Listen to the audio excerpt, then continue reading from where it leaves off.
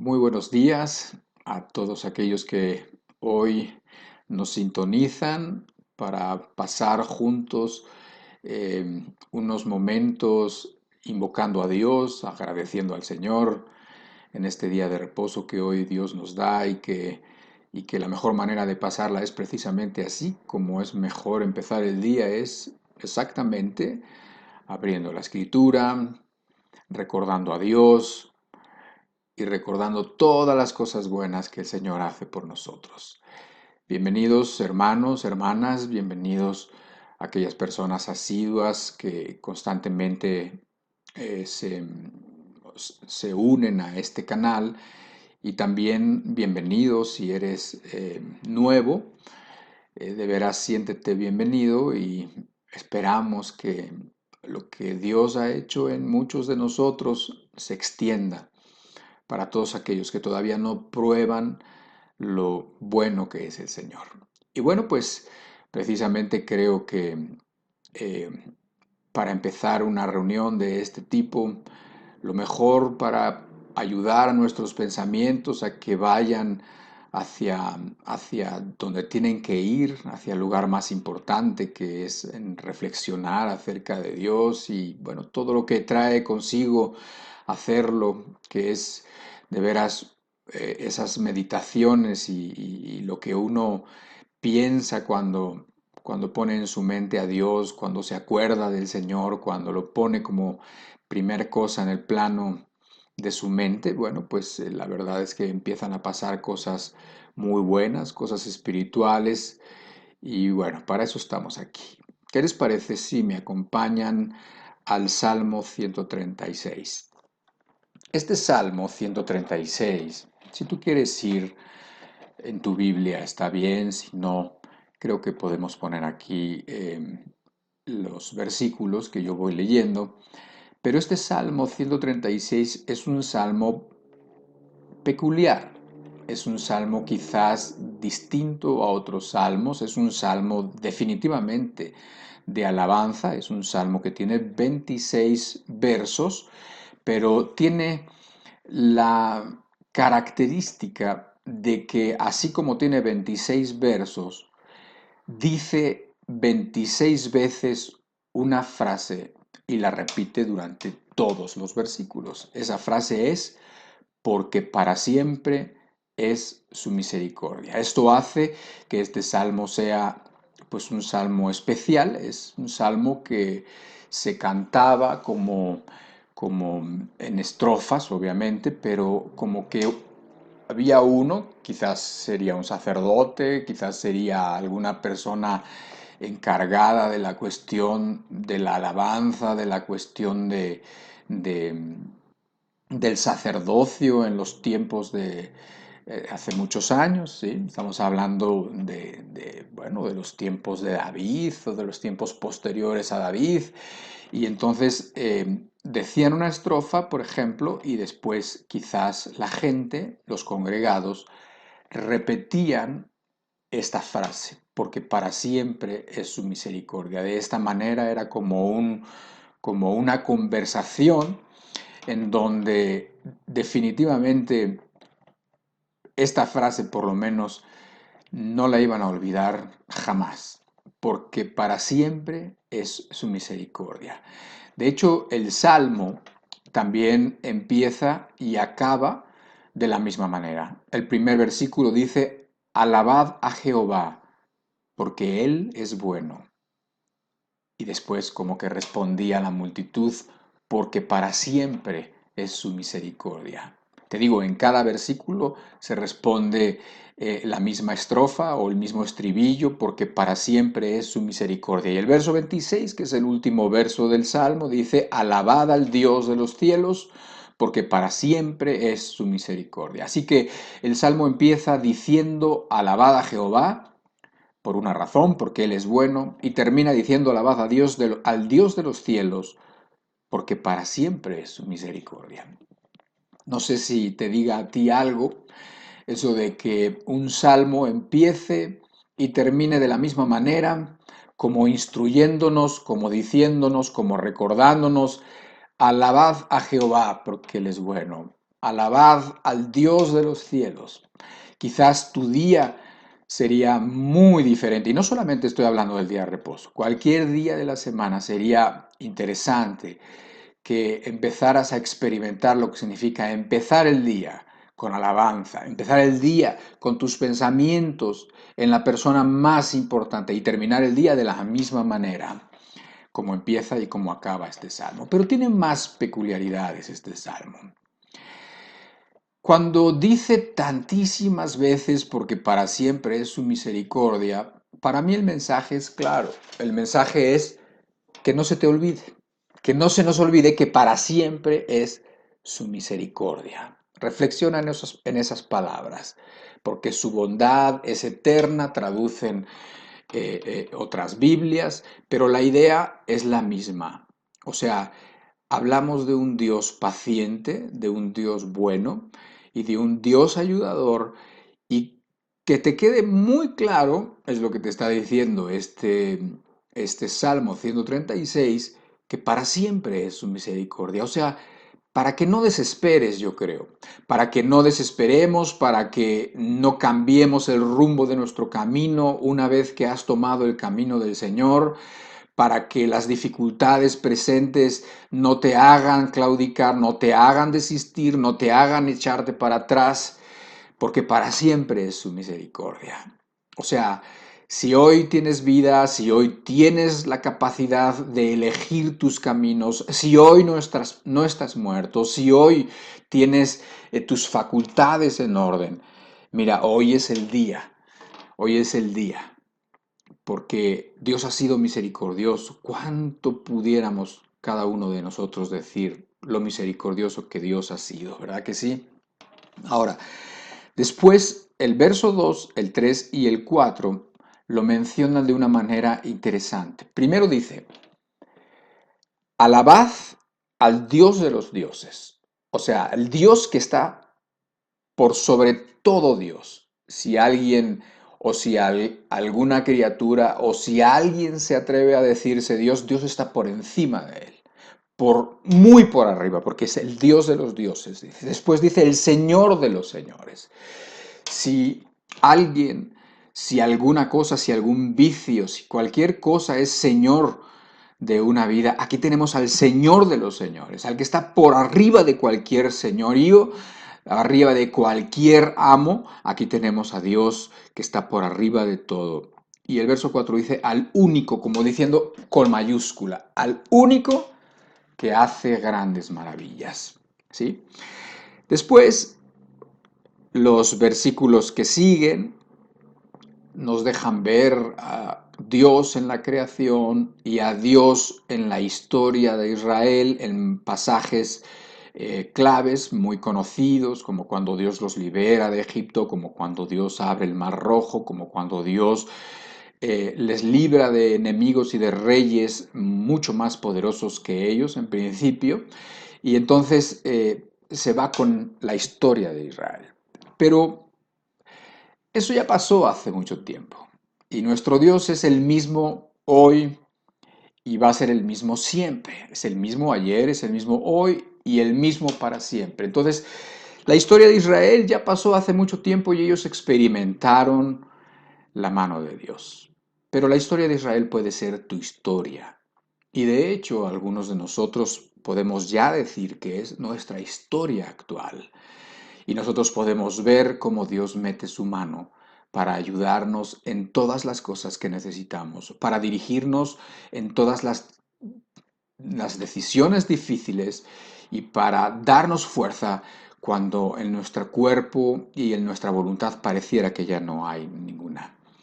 Entonces, pues está hablando de la historia de Israel definitivamente, pero puede ser muy bien tu historia. ¿Tú quieres que sea tu historia? Yo sí quiero que sea mi historia. Yo quiero que siga siendo mi historia. Y finalmente, el verso 23 y 24, quiero que leamos, dice así, Él es el que en nuestro abatimiento se acordó de nosotros, porque para siempre es su misericordia. Y nos rescató de nuestros enemigos, porque para siempre es su misericordia. ¿Qué quiere decir esto? Quiere decir la historia de la redención. Él nos vio en nuestro abatimiento, nos vio sin fuerzas, Él nos vio sin la posibilidad de levantar nuestra cabeza, sin la posibilidad de que pudiéramos ser libres de nuestros pecados, libres de nuestras malas decisiones, y Él en nuestro abatimiento se acordó y nos rescató de nuestros enemigos, nos rescató de nosotros mismos, nos rescató de los vicios y de aquellas cosas que habíamos hecho nuestros amos y nuestros señores, y Él nos miró y tuvo misericordia. Para que no se te olvide, porque para siempre es su misericordia. Así que no hay mejor manera que recordando un salmo así, que leyéndolo, que meditándolo y que aplicándolo a nuestras vidas, a nuestra condición actual. La mejor manera para que podamos empezar estas reuniones con estos pensamientos y pidiéndole al Señor que esté con nosotros en todo momento. Padre, te damos muchas gracias por este día, te damos muchas gracias por estos momentos. Te damos gracias por la obra que tú haces todos los días con cada uno de nosotros, porque tú nos dejas verte, porque tú nos dejas ver tu mano, porque tú nos dejas ver tu fuerza a nuestro favor, porque tú nos dejas ver tu misericordia que se renueva, como también está escrito, todos los días. Padre, te damos muchas gracias. Te pedimos que nos acompañes en este tiempo de meditación, de alabanza y también en el tiempo de la plática para que podamos recibir de ti, Señor. Permítenos decirte cosas que están en nuestro corazón. Permítenos, Señor, que de nuestra debilidad, de nuestras dudas a veces, Señor, ahora podamos olvidarnos de todo eso, podamos ahora cobrar fuerzas, podamos ahora hacer que nuestro corazón, que el Espíritu haga que nuestro corazón se llene de confianza, se llene de fuerza para los días que vienen, Señor, para que nuestra vida sea una vida útil, para que nuestra vida te honre, Señor, para que cualquiera que nos vea diga, este que tiene, porque este parece de veras que sirve a un Dios real y verdadero. Señor, que nuestras vidas puedan hacer la diferencia en lo que es una religión y lo que es conocerte a ti como la gloria del hombre. Así sea, Señor. Te lo pedimos en el nombre de Jesús todo esto. Y gracias por esta reunión y gracias por estar con nosotros. Amén.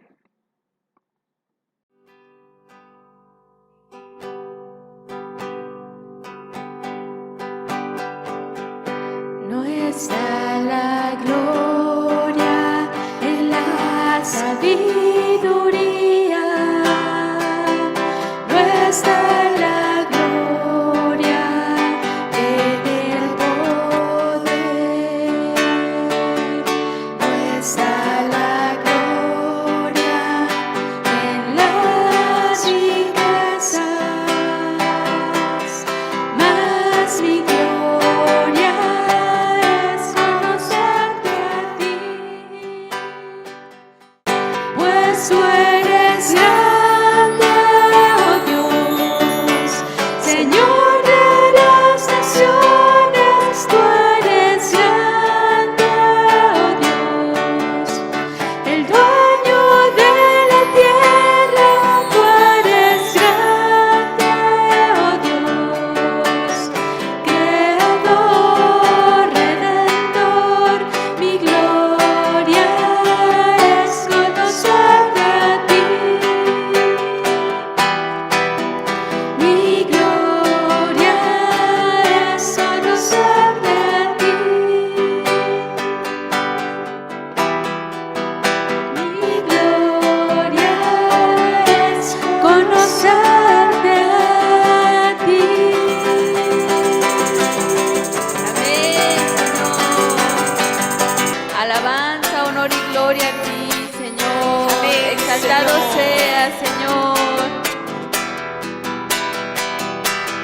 Aleluya. Te exaltaré, mi Dios y Rey, y bendeciré tu nombre eternamente y para siempre. Cada día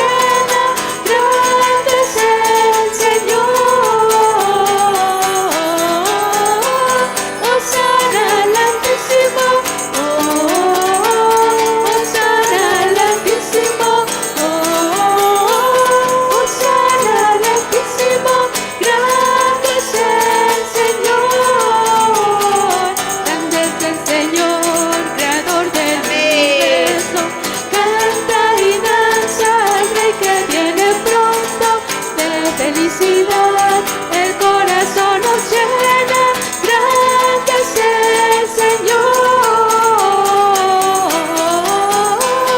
Hosana al Altísimo,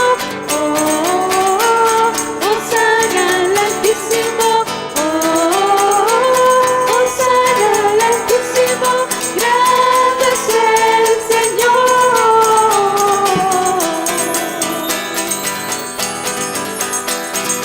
Grande es el Señor.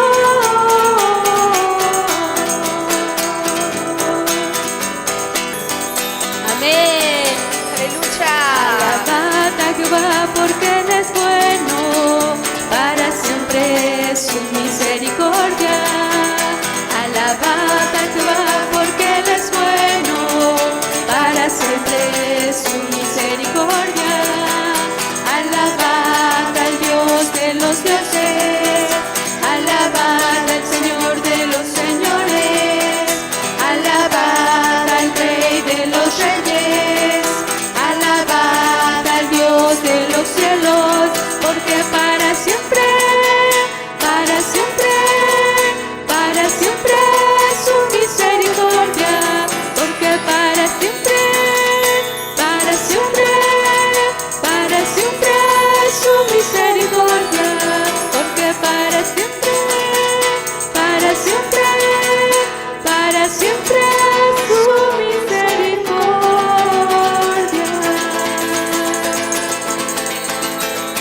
Así es, Jesús. ¿Cómo no alabarte, Señor?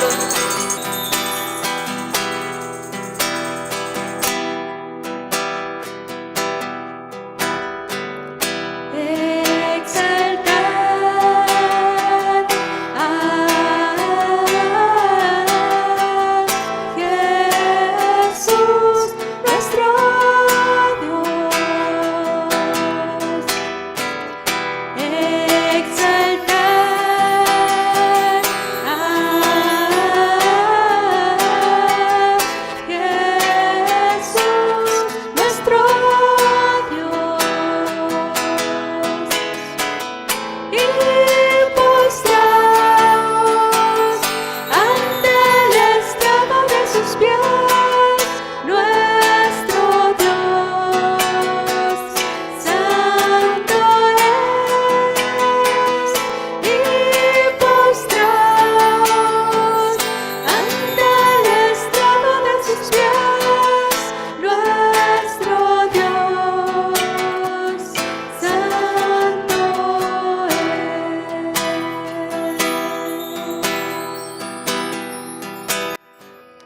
Nuestro Dios, santo es.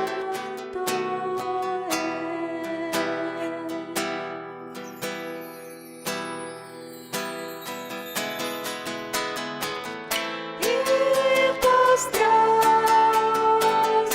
ante el estrado de sus pies, nuestro Dios, santo es. Y postraos ante el estrado de sus pies, nuestro Dios, santo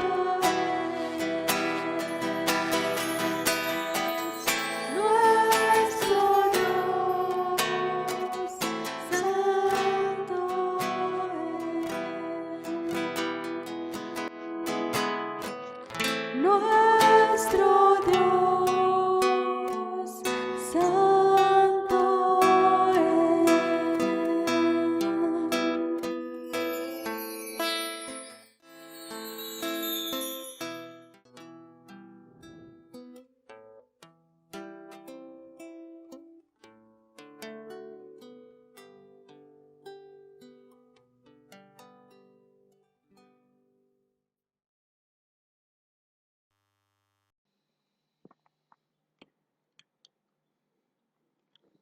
Muy bien, pues vamos a continuación a pasar a la palabra que hoy queremos compartir, que, bueno, es una continuación con el tema que empezamos la semana pasada acerca de la familia. No, no me, o sea, en realidad este ciclo como tal, un ciclo que hemos denominado la crisis en la familia, el derrumbe de la sociedad, ese ya tiene muchas semanas que hemos empezado, pero la semana pasada vimos una primera parte acerca de la familia y de hecho voy a mencionar a continuación un poquito de lo que se trató la semana pasada. Dado que hoy es la segunda parte, quisiera que las personas pudieran refrescar un poco su memoria y también si las personas no estuvieron la semana pasada, que pues pudieran entender qué es lo que se habló la semana pasada para precisamente hoy terminar con ese tema en una segunda parte. Ok, pues lo que la semana pasada vimos, para empezar la plática la titulamos La familia, ¿cómo y para qué la creó Dios? Y vimos la semana pasada una definición muy sencilla de diccionario de lo que es la familia. Vimos como para saber y entender pues qué es lo que entendía la gente acerca de lo que es una familia. Vimos también que, bueno, la idea que Dios había tenido originalmente con la familia y con la vida familiar es que la vida familiar de un infante, de un niño, de un nuevo miembro de la familia, fuera larguísima, muy larga, de muchos años en comparación con la vida que vimos de unos cuantos animales que rápidamente eran independientes. Vimos que estas diferencias y que este término tan largo que se daba para la familia, para que el bebé se hiciera niño y después adolescente y finalmente pudiera llegar a ser un individuo independiente, tomaba muchísimos años. Pero también veíamos que esto tenía un porqué, porque las cosas que se tenían que aprender en la familia eran muchas y de muchísima importancia. Vimos también que eh, algunas funciones de la familia, algunas funciones que tiene la familia para llevar a sus miembros a la madurez, para que los miembros puedan aprender todas estas cosas importantísimas que no se aprenden inmediatamente, sino que toman mucho tiempo en aprender. Vimos que algunas de esas funciones, por mencionar unas cuantas, eran la identificación, la educación, socialización. Creo que lo puedes recordar. Mencionamos 10 o las agrupamos en 10. La cooperación, el cuidado, el afecto, la pertenencia, la reproducción como el lugar ideal, la familia para reproducirse, para tener hijos, para cuidar los hijos, la transmisión de valores, etcétera, etcétera. Vimos que la familia era un verdadero refugio para sus miembros, por así decirlo, un oasis en medio del desierto. Vimos que siendo una institución tan importante no nos sorprendía que hubiera estado y que continúa estando, y de hecho continuamente, sigue estando bajo ataques terribles e indiscriminados por parte de las ideologías, por parte en general del enemigo del hombre, pudiéramos decir, en las diversas manifestaciones que tiene aquí como sus aliados. Vimos también las consecuencias de haber dejado la idea original de Dios para la familia.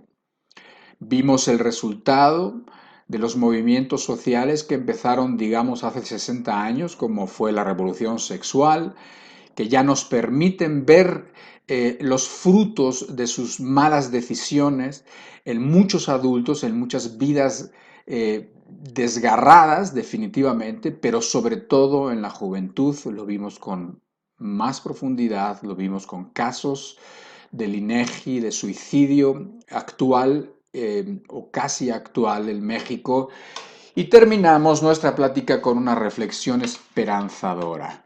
La promesa del profeta Malaquías, que dice que justo cuando Dios estuviera a punto de venir para juzgar la maldad de los rebeldes en la tierra, Él haría volver el corazón de los padres hacia los hijos y el corazón de los hijos hacia los padres. Él haría una reconciliación, pondría una conciencia en los padres, pondría una conciencia de cómo están haciendo, de la importancia de sus hijos, y entonces haría volver el corazón de los padres hacia los hijos y de los hijos hacia los padres. Corazón que vemos que no está vuelto. Corazón que vemos hoy en día que está en contra unos de otros. Los padres están contra los hijos contra los padres. No están en lo mismo, no buscan lo mismo, no se sienten en el mismo equipo, no se sienten amigos. Pero dice la Escritura, como una nota optimista que terminamos la plática pasada, porque el panorama no es optimista, pero la quisimos acabar con la profecía que Él haría volver el corazón de los padres hacia los hijos. Es tan absurda la condición actual general de la familia, están sus miembros todos confundidos, tan confundidos los papeles y los roles para llevar a cabo la función de la familia, esos principios olvidados, principios ridiculizados, es tantísimo el egoísmo, el olvido, el dolor y el vacío que existen en las familias, y sin embargo, parece que el mundo y que muchas familias y muchos padres de familia y muchas madres no terminan de darse cuenta de que eso que están viviendo, que ese desastre que viven en su familia, pues son las consecuencias normales predichas por Dios, eh, por haberlo dejado, por haber dejado sus principios, por haber hecho caso a lo que no es la palabra de Dios, por haberse avergonzado de los principios de las Escrituras. Y bueno, pues Él había dicho que Él heriría la tierra con maldición, y vemos una tierra herida con maldición. Quiero leerte uno de esos, ¿cómo se puede decir? Les llaman memes, uno de esos, pues, fotos que luego traen mensaje, que te mandan y que te llegan quizás a tu WhatsApp. Y entonces, la verdad es que muchísimos de ellos son una pérdida de tiempo, aunque hay alguno que por ahí llega que puede tener algún mensaje interesante. Y recibí uno recientemente que me llamó la atención. ¿Por qué? Porque brevemente, porque estos mensajes deben ser breves, brevemente dice mucho de lo que sucede con estas ideologías que han transformado la familia, con estas ideologías, con estas maneras de pensar actuales que hacen que los hombres y las mujeres piensen de determinada manera, que manipulan los razonamientos y los pensamientos de la gente. Y bueno, pues decía este mensaje, decía, en un espacio de 100 años, un puñado de depravados ha convencido a las mujeres de algo. Y entonces empieza a decir de que las ha convencido, pero me llama la atención, o sea, si le pone un tiempo, que es el tiempo en donde las cosas empezaron a cambiar drásticamente, donde la modernidad y donde la gente empezó a revolucionarse, y estuvo la revolución del sexo y estuvo pues toda la rebeldía y muchos levantamientos y mucho cambio. Y dice que en esos 100 años un puñado de depravados, creo que ahí resume muy bien el carácter de los que muchas veces están detrás de todos estos movimientos, dice que ha convencido a las mujeres de que la desnudez es empoderamiento, de que la virginidad es vergonzosa, de que el matrimonio es esclavitud, la pornografía es entretenimiento, el sexo sin responsabilidad es liberación y matar bebés es un derecho femenino. Yo sé que es una reducción, es una simplificación de muchas cosas, pero no puedo quizás más que estar de acuerdo con lo que dice. Por eso lo quería mencionar, porque es un resumen de muchas cosas que hemos estudiado en este ciclo que venimos ya eh, dando durante semanas y que hoy quisiera yo que fuéramos mucho a las escrituras. La semana pasada, a pesar de que pusimos los fundamentos escriturales para lo que estábamos diciendo, no nos metimos mucho. Hoy quiero que leamos más de las escrituras. La semana pasada dijimos, bueno, es que primero vamos a ver las cosas básicas de la familia, las que haría una familia normal, una familia comprometida, una familia responsable en el mundo sin necesidad siquiera de ser cristiano. ¿Cuál es la función de la familia? Como diciendo, bueno, esto es lo menos que la familia cristiana debería de conseguir y de ahí para arriba todo lo que el Señor quiere y pretende y pensó por medio de la familia. Entonces quiero que veamos hoy unos cuantos principios básicos de la familia creada según Dios la creó, o sea, creada a imagen de Dios.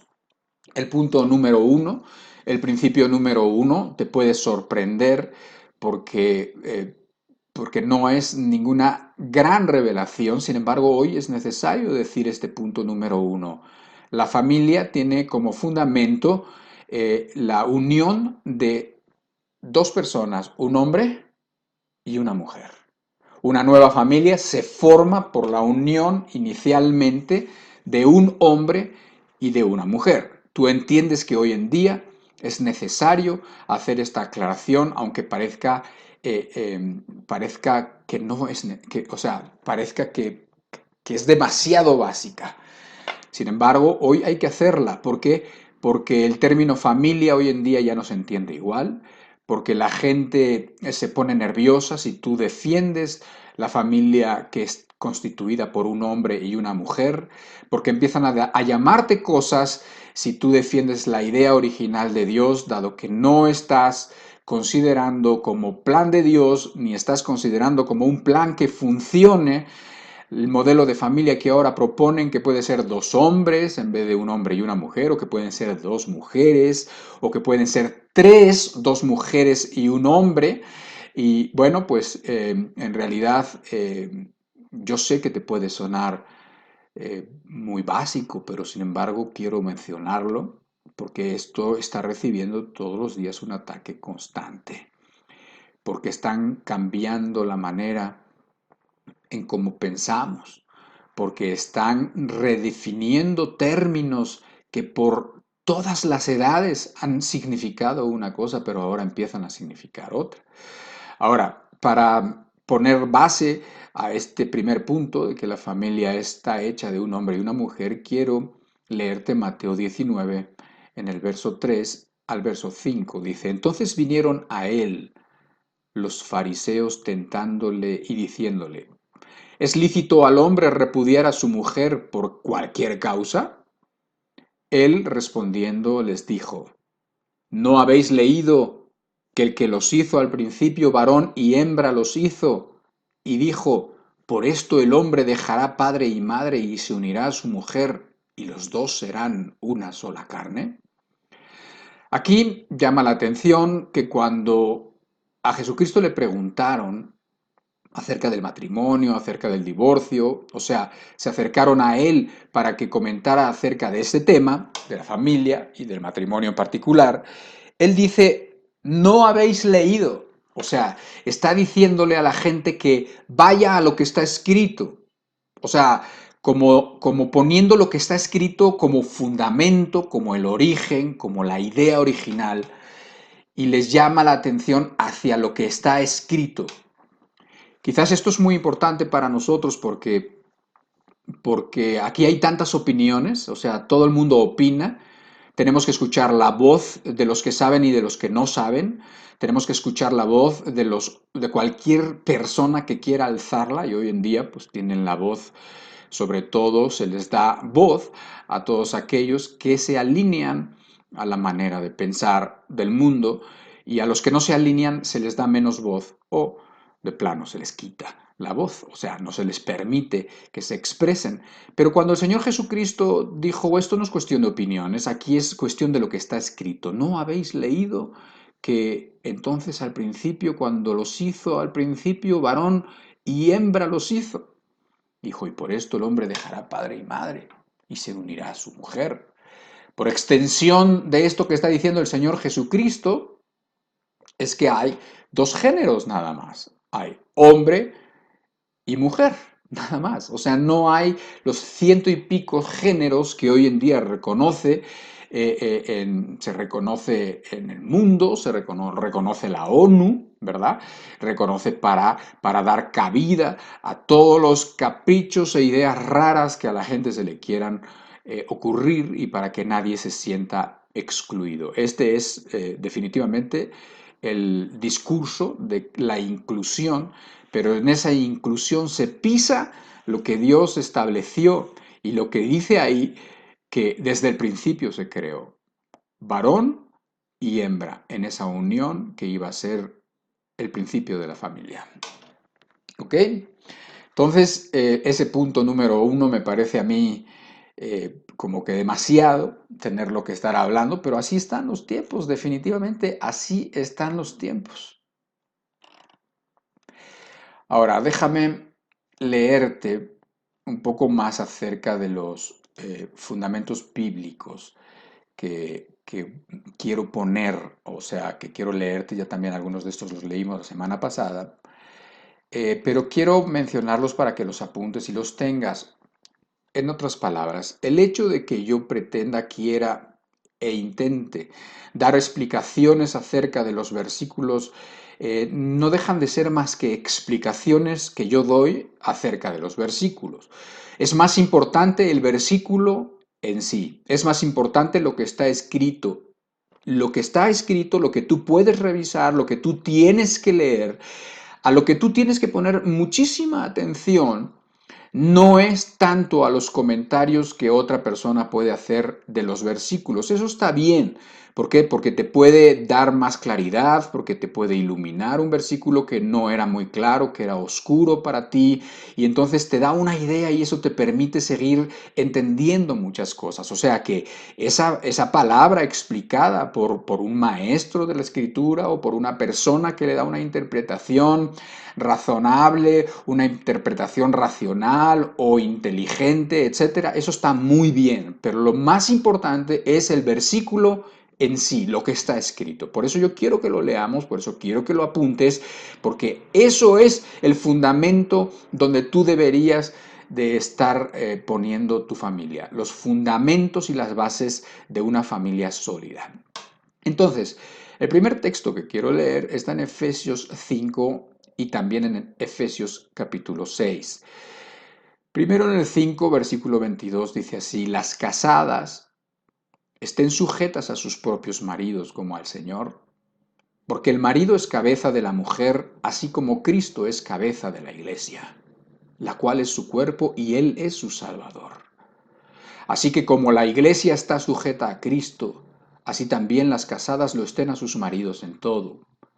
Maridos, amad a vuestras mujeres así como Cristo amó a la iglesia y se entregó a sí mismo por ella, para santificarla, habiéndola purificado en el lavamiento del agua por la palabra, a fin de presentársela a sí mismo, una iglesia gloriosa, que no tuviese mancha ni arruga ni cosa semejante, sino que fuese santa y sin mancha.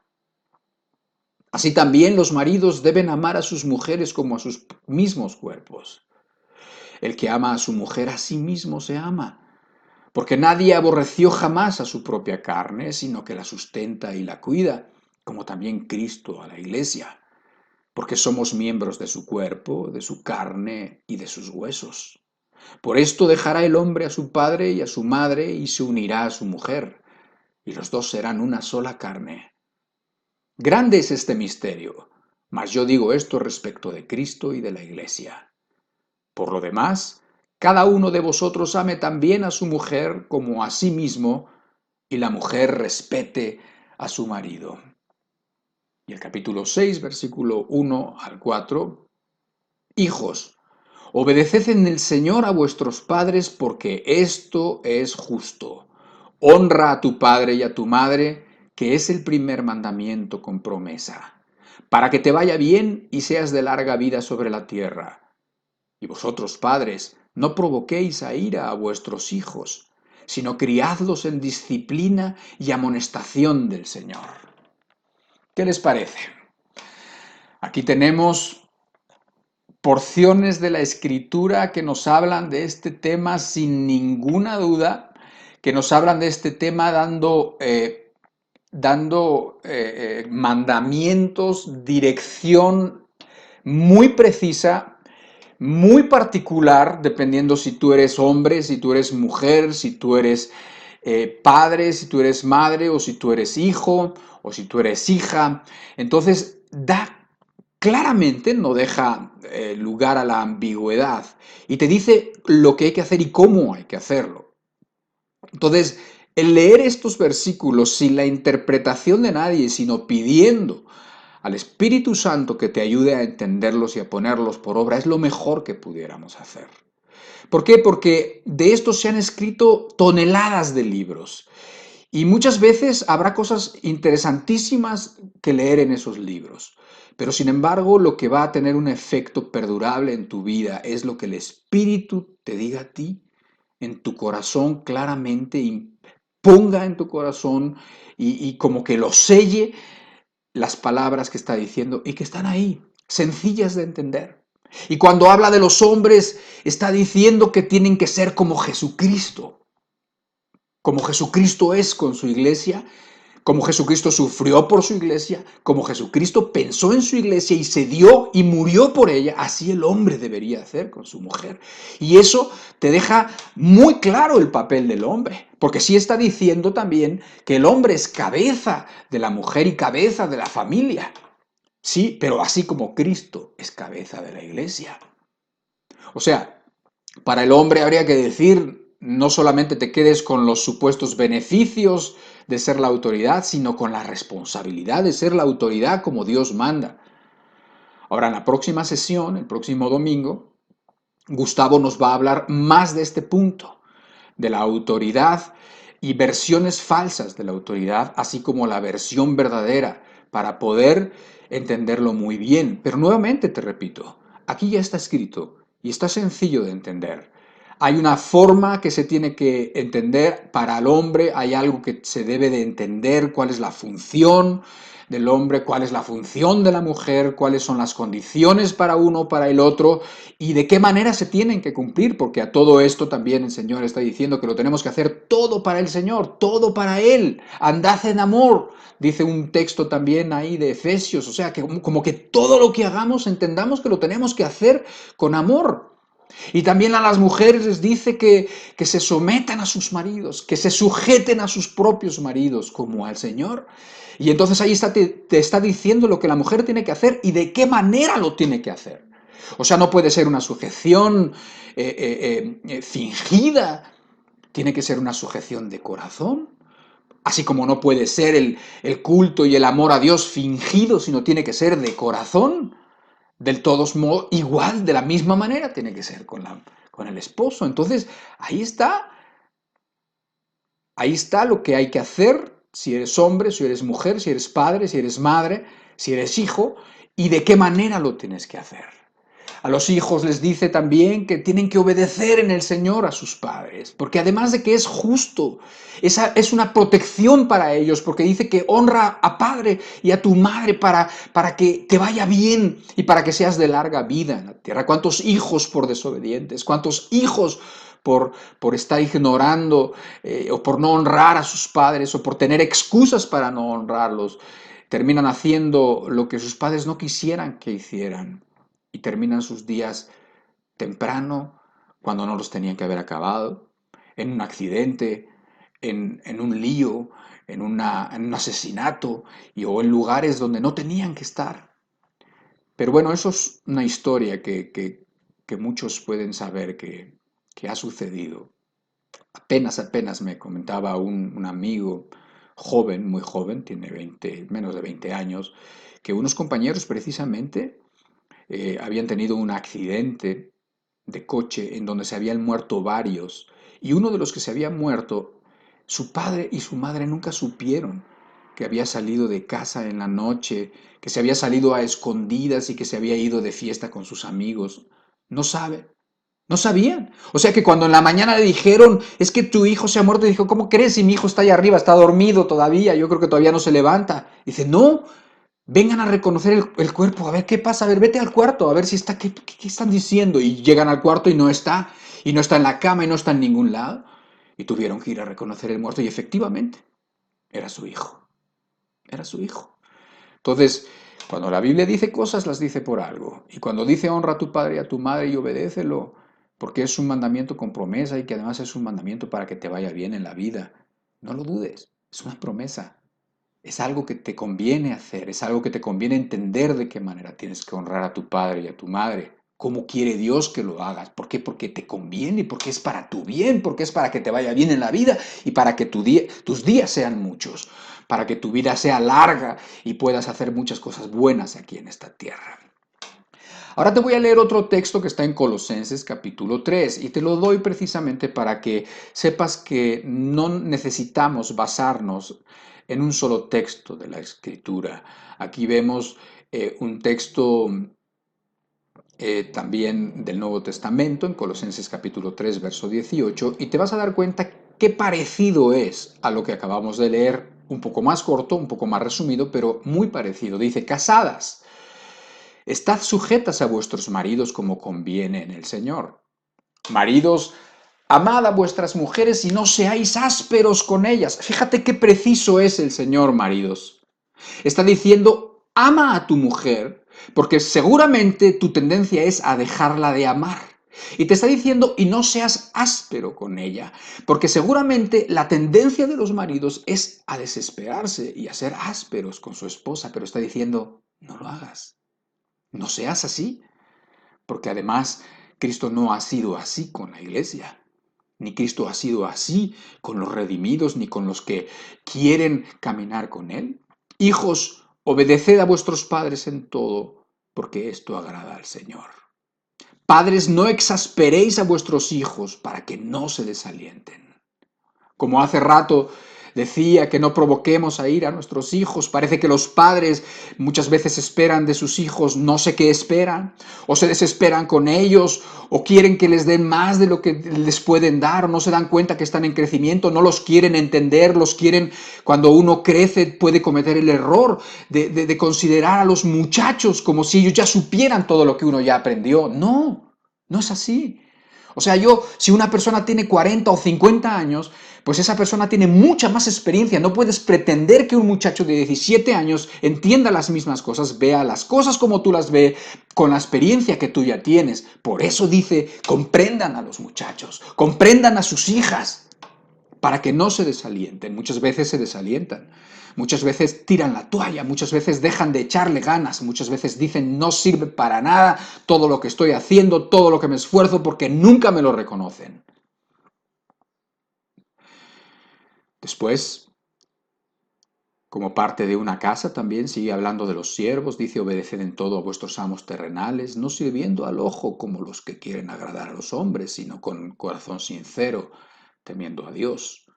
Y todo lo que hagáis, hacedlo de corazón, que esto es importante, como para el Señor y no para los hombres, sabiendo que del Señor recibiréis la recompensa de la herencia, porque a Cristo el Señor servís. Mas el que hace injusticia recibirá la injusticia que hiciere, porque no hay acepción de personas. Para con Dios no hay acepción de personas. Entonces, si te das cuenta, tiene mandamientos precisos, claros, y que además los sustenta y te da las razones por qué tiene que ser así. Por eso te digo yo que conviene que uno estudie esto, que uno lea y que uno le pida a Dios que le ayude a entender tanto si eres muchacho o muchacha, como si eres padre o eres madre, porque te dice qué tienes que hacer y cómo lo tienes que hacer. Dice, hazlo como para el Señor, no lo hagas como para el ojo del hombre, hazlo como para Dios. No lo hagas de dientes para afuera, hazlo de corazón, está diciendo. Cualquier cosa que hagas, hazlo de corazón. Si es someterte, si es tomar decisiones, si es dirigir, lo que sea, hazlo de corazón como para el Señor, entendiendo que es a nuestro Dios a quien queremos servir.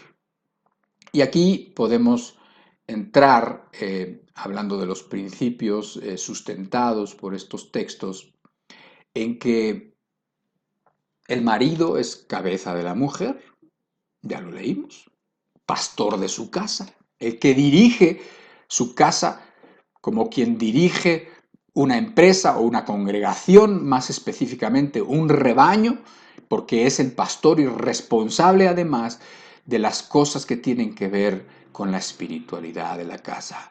O sea, la madre tiene una responsabilidad, por supuesto, y tiene además un papel impresionante, un papel importantísimo porque es la que más tiempo pasa con los hijos y por lo tanto tiene la oportunidad de transmitir esos valores y ese conocimiento de Dios. Pero el hombre es el responsable de llevarlos por la vereda correcta, ¿sí? Es la autoridad que el hombre tiene, es el privilegio que el hombre tiene, ¿sí? Dice ahí, no provoquéis a vuestros hijos, dice, sino criadlos en la disciplina y amonestación del Señor, en el conocimiento de Dios. Y varón, ojalá y entendieras que este lugar de privilegio, este lugar de autoridad que Dios te ha dado no es para servirte a ti mismo. No es para llegar a casa como un rey donde todos te tienen que servir, donde tus hijos tienen que llegarte a rendir pleitesía y tu mujer tiene que ver el mínimo detalle para que tú estés así como si fueras un pachá, ¿sí? O sea, no es así. Esas son las ideas que han hecho mucho daño. Confundir la autoridad y no entender la relación de la autoridad con el servicio. De hecho, en todos los pasajes que estamos leyendo, siempre nos está diciendo como Cristo a la iglesia, como Cristo la sirvió, como Cristo la amó, como Cristo se sacrificó por la iglesia. Así un marido tiene que hacerlo por su mujer y por su casa. Jesús mismo nos enseñó cómo hacerlo, Mateo capítulo 20. En el verso 27 y 28, el Señor Jesucristo dice, el que quiera ser el primero en el reino de los cielos, el que quiera ser el primero entre vosotros será vuestro siervo. Está diciendo que el que más sirve es el que más autoridad puede tener, es el que más mayor puede ser.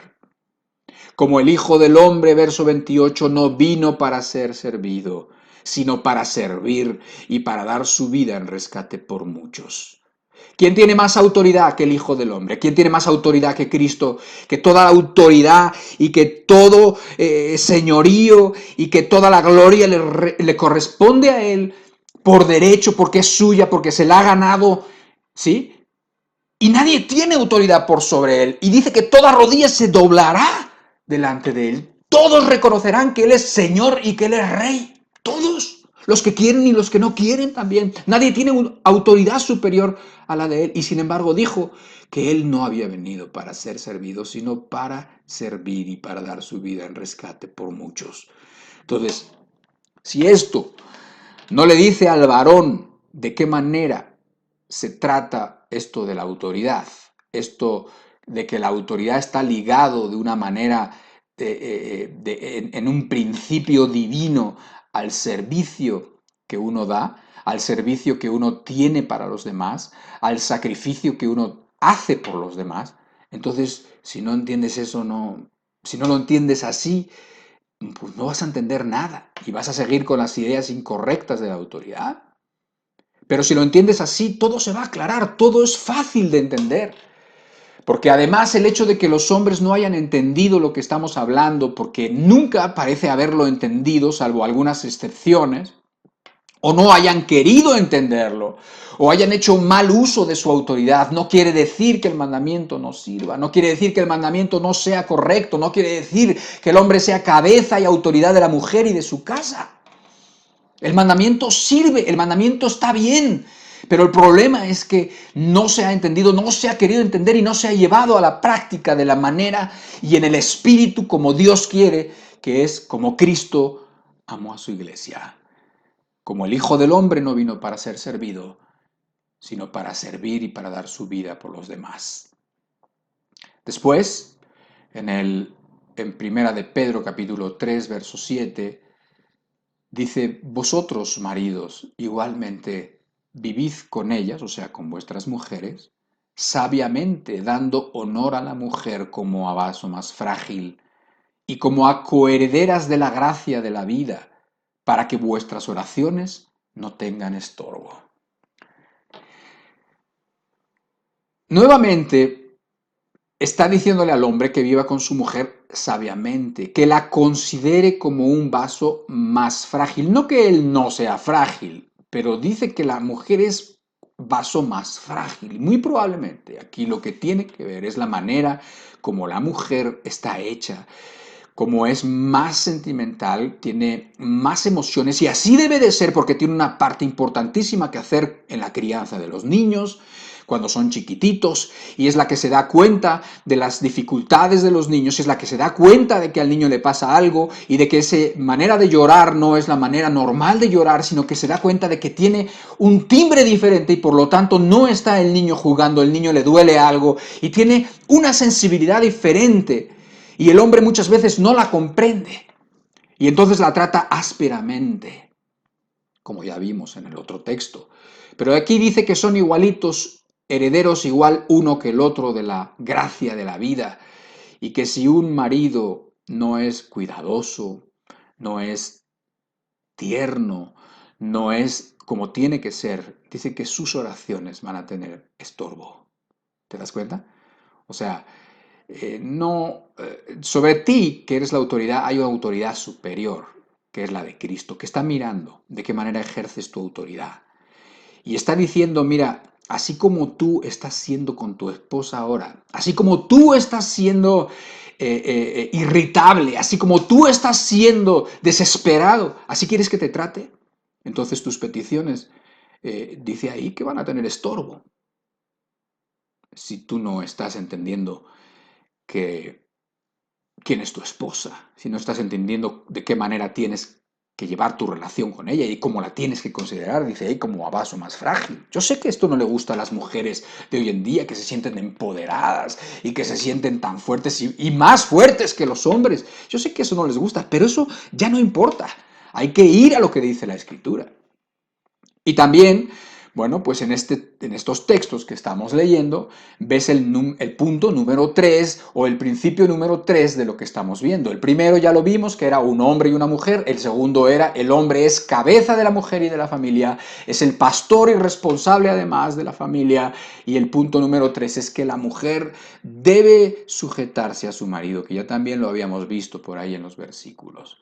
Dice la Biblia que ella fue hecha después del varón y por causa del hombre, y que debe de estar sometida a su marido. Pero piensa en esto. Dice que la mujer fue hecha después del varón. Sí, el libro del Génesis lo dice claramente. Pero dice que además fue hecha por causa del hombre. Y debe de estar sometida a su marido. Yo creo que aquí, con esto, muchas mujeres se revuelcan en estas ideas. Muchas mujeres no pueden sentir más que la incomodidad de un versículo como este.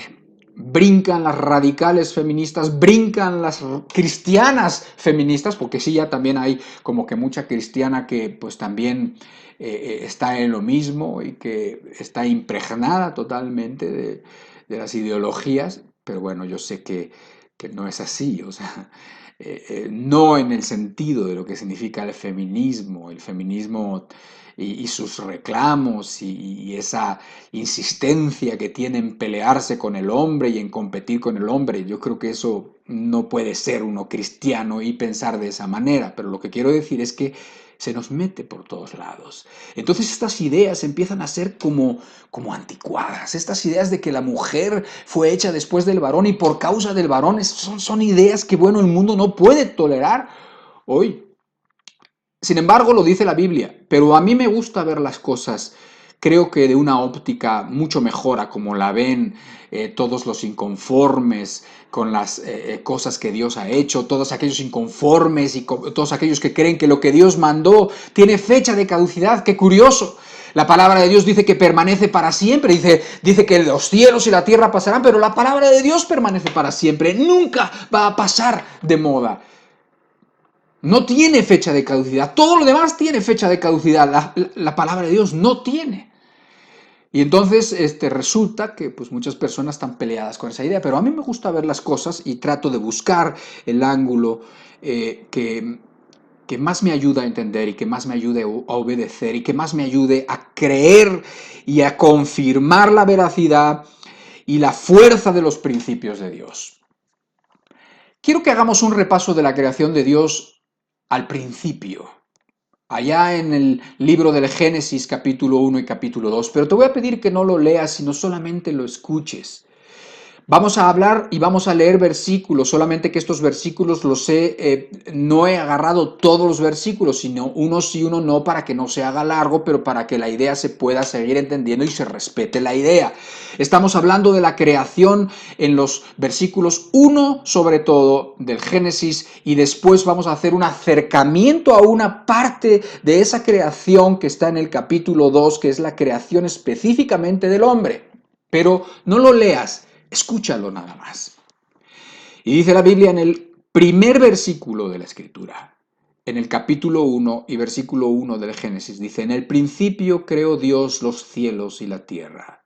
Y la tierra estaba desordenada y vacía, y las tinieblas estaban sobre la faz del abismo, y el Espíritu de Dios se movía sobre la faz de las aguas. Verso 3, y dijo Dios, sea la luz, y fue la luz. Y vio Dios que la luz era buena. Y fue la tarde y la mañana un día. Verso 10. Y llamó Dios a lo seco tierra, y a la reunión de las aguas llamó mares. Y vio Dios que era bueno. Produjo pues la tierra hierba verde, hierba que da semilla según su naturaleza, y árbol que da fruto cuya semilla está en él según su género. Y vio Dios que era bueno. Y fue la tarde y la mañana el día tercero. Verso 16. E hizo Dios las dos grandes lumbreras, el sol y la luna y las estrellas. Y para señorear en el día y en la noche, y para separar la luz de las tinieblas. Y vio Dios que era bueno. Verso 18. Verso 21. Y creó Dios los grandes monstruos marinos y todo ser viviente que se mueve. Y vio Dios que era bueno.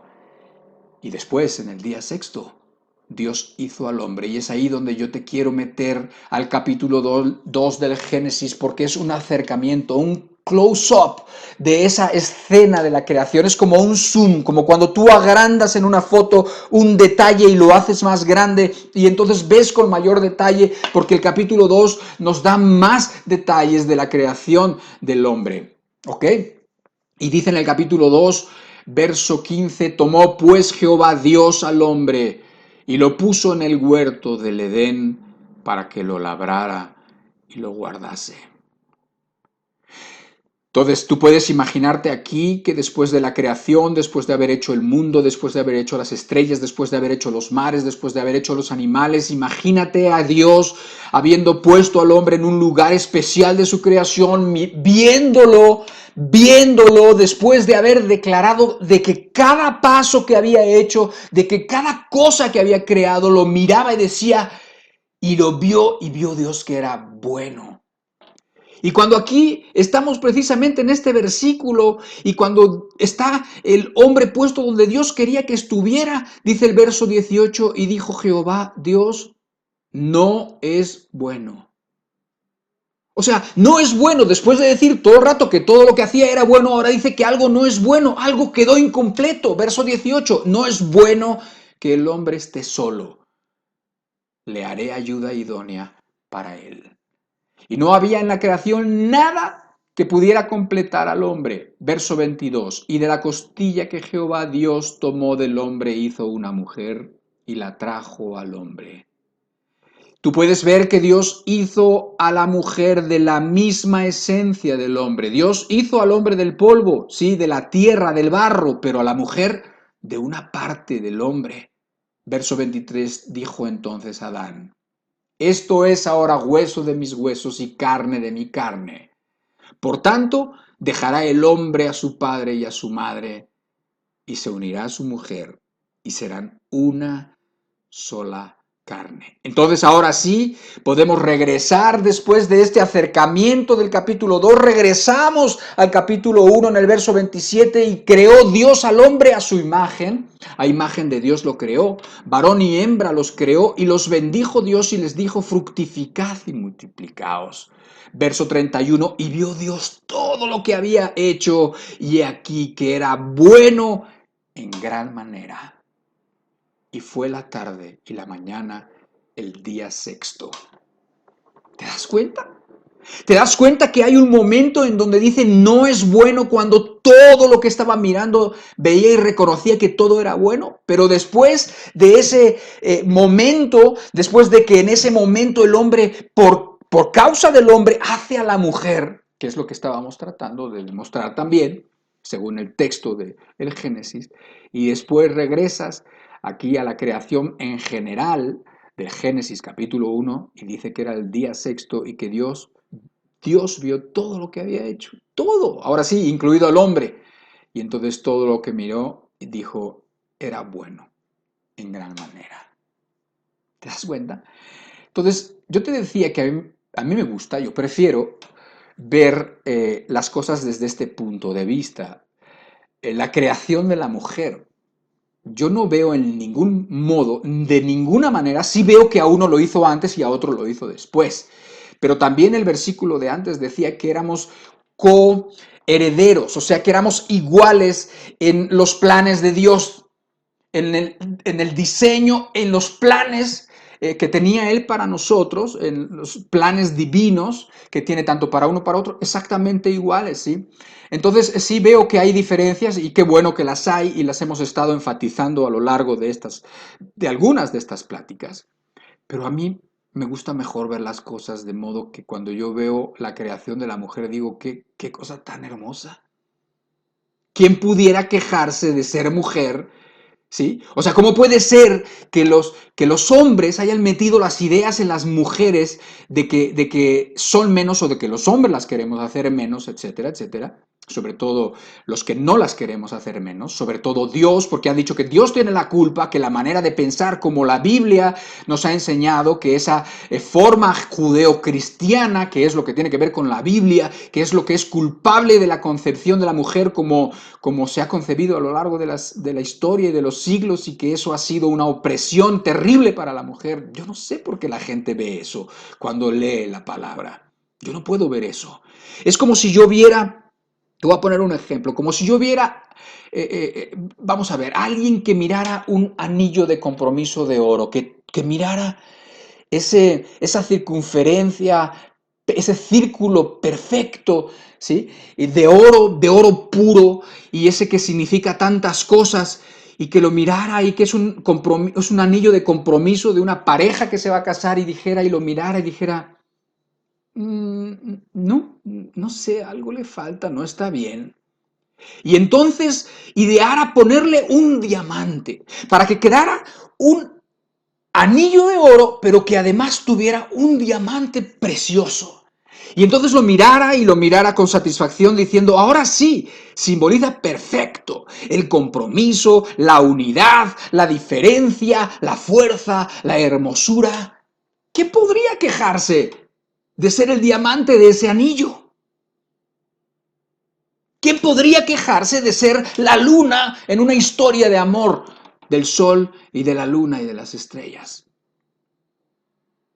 ¿Me entiendes?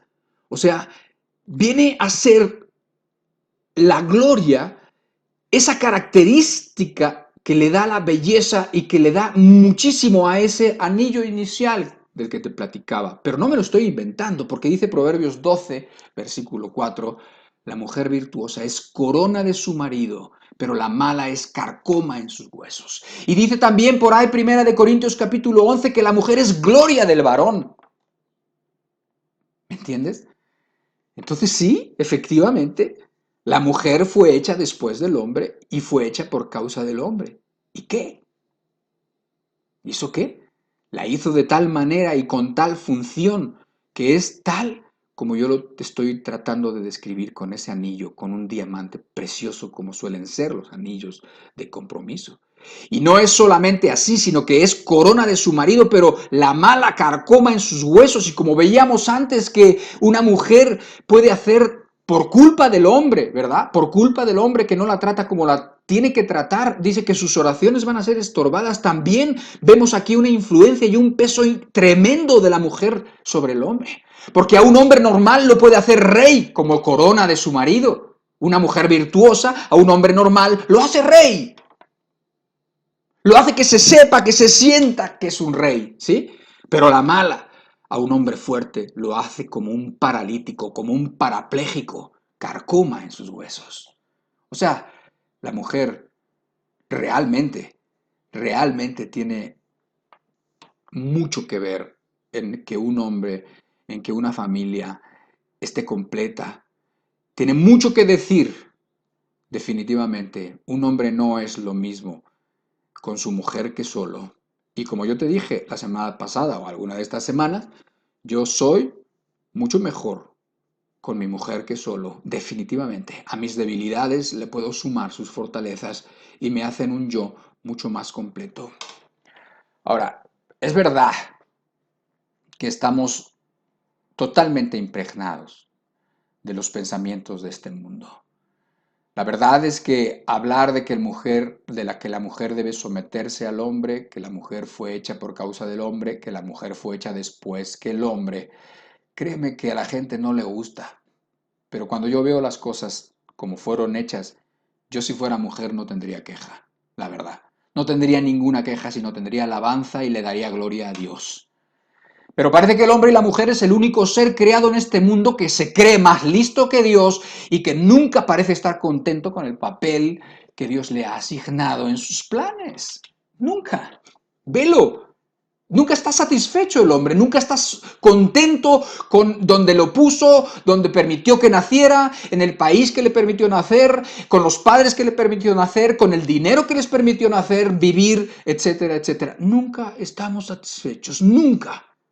Porque no podemos ver con confianza la buena mano de Dios, con confianza la voluntad y la bondad de Dios en nuestras vidas, cuando sería mucho mejor que te concentraras en eso en vez de estar pensando como piensa el mundo y quejándose como el mundo se queja y nunca gustándole lo que Dios ha ideado para cada uno.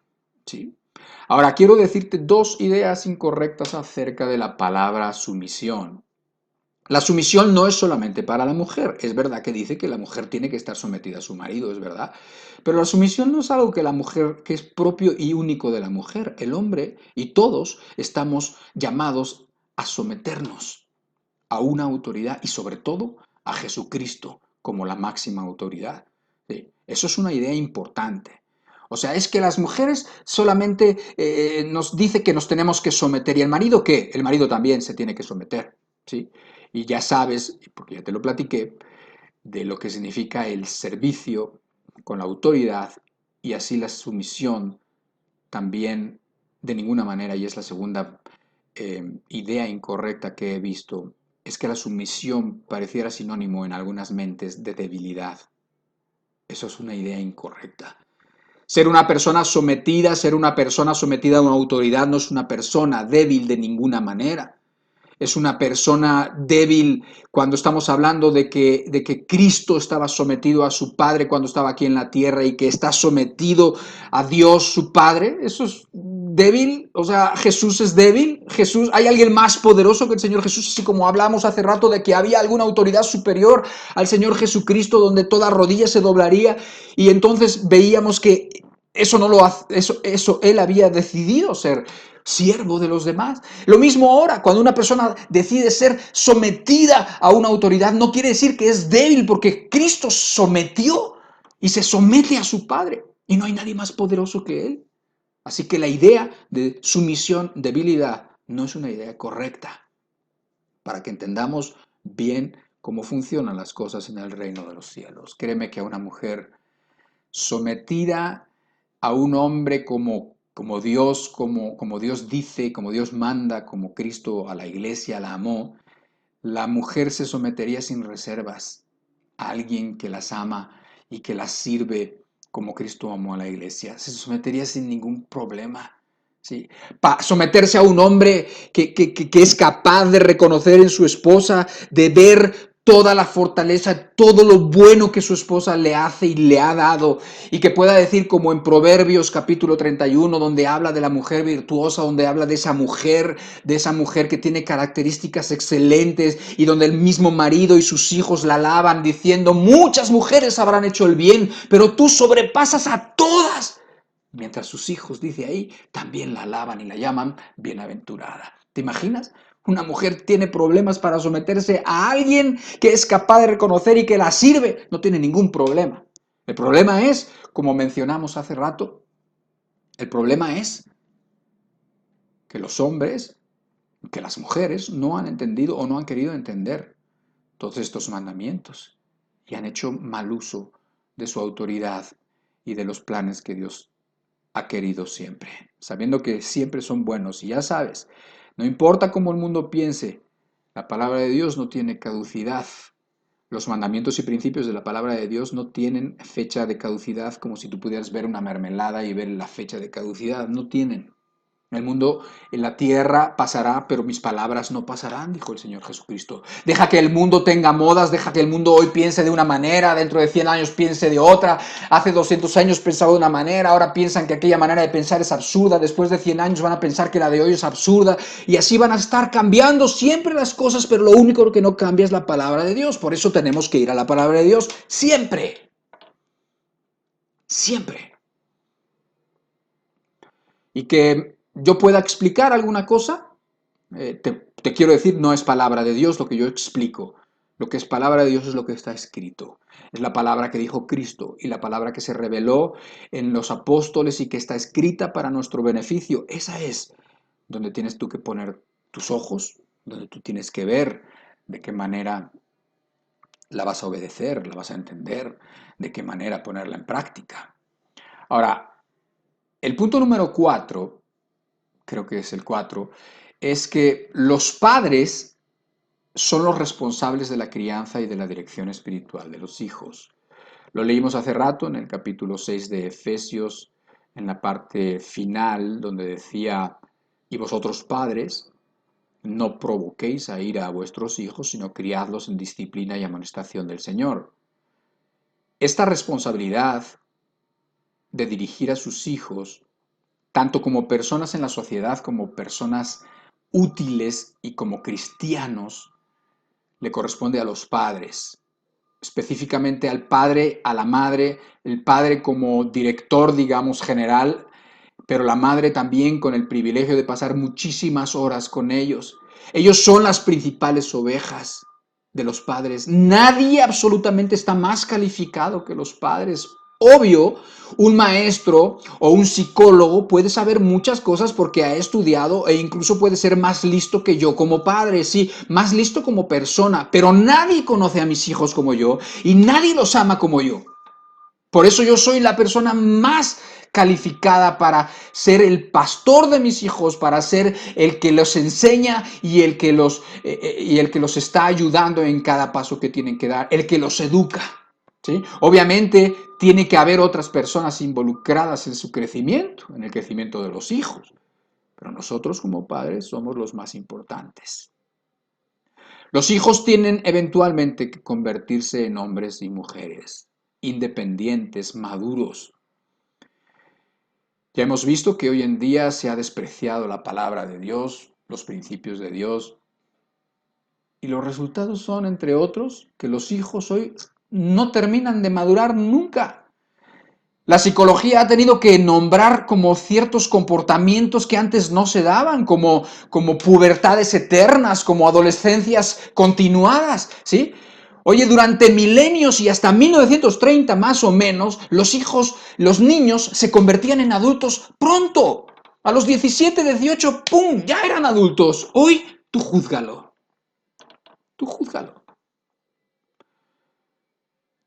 Hace unos días, muy recientemente, le preguntaron a un pastor responsable de muchos jóvenes, le preguntaron acerca precisamente de esto, de la hombría, de la falta de responsabilidad en los hombres, de la falta de liderazgo de los hombres, y él dio una contestación sabia, digna de considerarse. También porque resume muchas ideas que cuando tú las desmenuzas, que cuando tú las ves y las identificas, te das cuenta de que, bueno, ahí hay sabiduría y de que ahí están pasando muchas cosas en todo el mundo que están afectando a los jóvenes. Hoy en día, de veras, los jóvenes no quieren madurar. Los jóvenes no quieren tomar responsabilidad y entonces su respuesta iba encaminada precisamente a eso. Decía, ¿por qué cree que es así? Decía, porque hoy en día y de forma sistemática se entrena a los hombres para ser débiles y a la mujer para que sean como los hombres.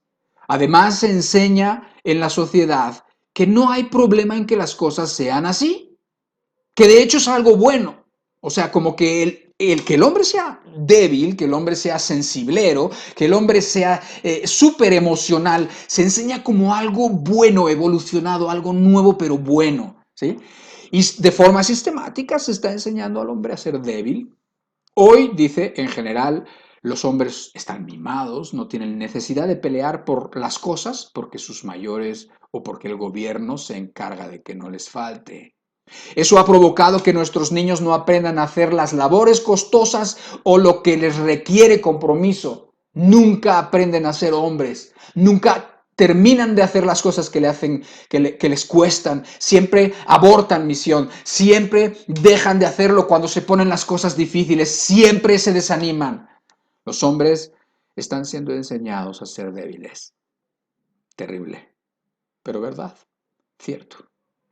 Nada más abre los ojos, nada más mira los anuncios, nada más mira lo que dicen, oye lo que dicen las ideologías, las películas, lo que te transmiten. Y te vas a dar cuenta que sistemáticamente los hombres están siendo entrenados a ser débiles y se está poniendo como cualidades del hombre esa debilidad, ese emocionalismo, esa sensibilidad que era, siempre lo ha sido, porque además por naturaleza lo es, más clásica y más típica de la mujer. No que el hombre no lo tenga, pero que es algo más de la mujer que del hombre. Y el último punto, el punto número 5, el principio número 5 que tiene que también que ver con esto, con los hijos y con los padres, y con los hijos en particular, es que los hijos deben obedecer a sus padres. Ya lo leímos, no hay mucho que explicar, pero hoy en día lo que sí hay que notar es que más bien lo que sucede es lo contrario.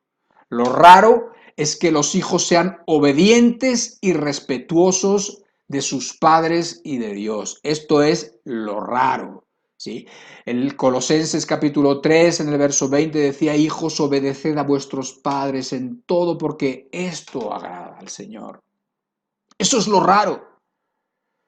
Y no solamente estamos hablando del mundo, lo raro también es que muchos padres en la iglesia te das cuenta de que no saben dónde están, no saben qué hacer, no tienen los principios, no están entendiendo todos los principios que la Biblia tiene para dirigir su familia, para ser esposos, para ser madres, y no saben lo que hacer y no saben qué hacer con sus hijos. Y entonces ves que los padres hoy en día tampoco tienen autoridad. Su palabra no pesa en sus hijos, su no no es no y su sí no es sí. Tienen que andar negociando la obediencia con sus hijos, porque sus hijos no temen su palabra, porque sus hijos no sienten el peso de sus palabras. Muchas veces los padres temen a sus hijos, permiten que se salgan de control. Temen que los amenacen, ¿sí? Como en muchos países, pues los hijos, si el papá llegara un día a disciplinarlo de forma física, entonces el hijo va y se va con el Ministerio Público y se pone una queja y entonces el gobierno amenaza a los padres con quitárselos y con dárselos a una familia alternativa y cosas así, pues entonces resulta que ahora los padres tienen miedo a los hijos, no saben qué hacer. Tienes a los niños amenazando a los padres, tienes unos padres nulos que no entienden absolutamente nada. Y los niños empiezan a ser gobernados de sus pasiones, empiezan a ser crueles, empiezan a ser intemperantes. Y cuando tú crees que eso se va a quitar a la edad adulta, eso no se va a quitar a la edad adulta. ¿Cuándo has visto que las cosas solamente por el tiempo mejoran? Nunca mejoran, de hecho las cosas empeoran. Es como si una persona tuviera el corazón duro ya desde los 8 años y tú te imagines que a los 20 años las cosas van a mejorar. ¿Por qué van a mejorar? Las cosas nunca suceden así. Imagínate en el ejemplo real de la Biblia que dice que quitará el corazón de piedra de nosotros. Bueno, imagínate el corazón, un corazón de arcilla. Vamos a poner, o el corazón, vamos a pensar en la masa, no en la masa, sino en el cemento. Vamos a pensar en una construcción y cuando los obreros están juntando el cemento y juntando el cemento con las piedras y juntando el cemento con la arena y con el agua. Y entonces tú ves que hacen una mezcla y que esa mezcla, bueno, es suave ahora y tú imagínate que de esa mezcla tú construyes un corazón que ahora está suave, pero que es cuestión de tiempo con el que empiece a endurecer y a secarse y a endurecer. Y tú te imaginas que con el tiempo eso se va a hacer blando. No se va a hacer blando, se va a hacer cada vez más duro. Así que si tú no enseñas a tu hija, si tú no enseñas a tu hijo ahora a tener principios, a temer la palabra como si fuera el sí, sí y el no, no, y la palabra de Dios, y a que pese la palabra, y que pese la obediencia, y que pese el temor de Dios, pues entonces no lo van a aprender después tampoco. No te imagines, ni te alucines, ni pienses así de manera, así como para sentirte bien, para no sentirte mal, porque sí deberías de sentirte muy mal, que el día de mañana eso no va a mejorar. Vas a tener unos adolescentes que no vas a poder controlar y después vas a tener unos adultos que ya no vas a saber qué hacer con ellos. Ya no vas a saber qué hacer. Y van a ser el dolor de tu alma para siempre. Y van a ser el dolor de tu vida y que pensabas que era difícil en la niñez, en la infancia. No, no, no. Ahora va a ser difícil cuando se te opongan en todo, cuando no crean nada de lo que quieres que crean, cuando agarren las costumbres de este mundo, cuando entonces veas que no hay remedio para ellos. Entonces te vas a dar cuenta, entonces mejor ahora. Mejor ahora que están chiquitos, porque su corazón suave con el tiempo se va a ir poniendo duro. Y si tu hijo ya tiene el corazón duro ahora, no te imagines que después va a quedar suave como por un encanto, como por obra de magia, como con la varita mágica. No pasan así las cosas. Pasa que los hombres malos van de mal en peor, así sean nuestros hijos. Pero si son hombres malos, van de mal en peor, como está escrito. ¿Ok? Entonces, después de todo esto que hemos hablado, como 5 principios para que entiendas cómo debe ser la forma y la función de una familia cristiana que cumpliría con todo lo que vimos la semana pasada, más lo que vimos en esta. Te pregunto por tu responsabilidad en tu familia. Te pregunto cómo sientes las cosas, cómo lo has hecho y cómo lo vas a hacer. Porque también, para terminar con una buena nota, esta plática, la buena noticia es que así como una persona puede destruir su familia, así una misma persona puede empezar un avivamiento y una restauración en su casa. No importa que seas hijo, que seas madre o que seas padre, no importa que seas o te sientas que no eres el que más influencia tienes en tu casa. Empieza por ti mismo la restauración de tu alma y vas a ver cómo vas a ser la fuente por la cual Dios va a poder brotar las bendiciones que quiere en tu familia y vas a ser la razón por la que tu familia va a poner atención a las cosas de Dios. O sea, así como uno tiene poder de destruir toda su casa, así como una mujer mala dice, la mujer sabia edifica su casa, pero la mala con sus manos la derriba, una mujer o un hombre o un mismo hijo puede destruir su casa, así también la puede construir. Y no tienes que esperar a que cambie el otro, no tienes que esperar a que cambie tu cónyuge o que cambien tus padres o que cambien tus hijos. Eres tú el único que puedes hacer que las cosas sean efectivas en tu propia vida, el único que puede tomar decisiones y hacer cambios en su vida. Eres tú, nada más que tú. Y se espera que los hagas. Porque si no, ¿para qué revisamos lo que dice la Biblia? ¿Para qué nos interesamos en lo que Dios quiere y cómo Dios quiere hacer las cosas? ¿Para qué si no lo vamos a hacer? Pero estamos aquí y creo que queremos hacer las cosas. Creo que queremos avanzar. Si tú quieres, juntamente conmigo, juntamente con muchos otros que quieren hacer las cosas como Dios manda, poner los principios por encima de todas las ideologías, los principios de Dios, la palabra de Dios como más importante que la opinión de cualquier sabio de este mundo, que cualquier persona importante. Si tú quieres, tenemos que ir juntos, nos necesitamos. Y porque de hecho, Quiero dar una palabra, solamente una más, a todas aquellas personas que no cuentan con una familia. El privilegio de tener una familia es inmenso, pero entendemos que los pecados han hecho muchos estragos. Entendemos que la vida no es como Dios planeó que fuera. Entendemos que la condición que vives puede ser durísima. Entendemos que puedes no tener esposo o puedes no tener esposa o te han dejado o eres sola o eres solo. No te preocupes porque precisamente para eso están los planes y la familia de Dios. ¿Para qué crees que son los hermanos? Dice en el Salmo 68, y ahí terminamos, verso 6, Dios hace habitar en familia a los desamparados, saca a los cautivos a prosperidad, mas los rebeldes habitan en tierra seca. Solamente el principio. O dice Isaías 54, regocíjate, oh estéril, la que no daba a luz, levanta canción y da voces de júbilo. No temas, pues no serás confundida, y no te avergüences, porque no serás afrentada, sino que te olvidarás de la vergüenza de tu juventud y de la afrenta de tu viudez. No tendrás más memoria, porque tu marido es tu hacedor, Jehová de los ejércitos es su nombre, y tu Redentor, el Santo de Israel, Dios de toda la tierra, será llamado. Así que si no tienes marido, tienes un marido que es tu hacedor. Así que no tienes padre, tienes un padre que está en los cielos. Así que no tienes hermanos y además tienes un hermano mayor que se llama Jesucristo. Y es nuestro Redentor, es Jehová de los ejércitos todopoderoso y es el Dios de toda la tierra.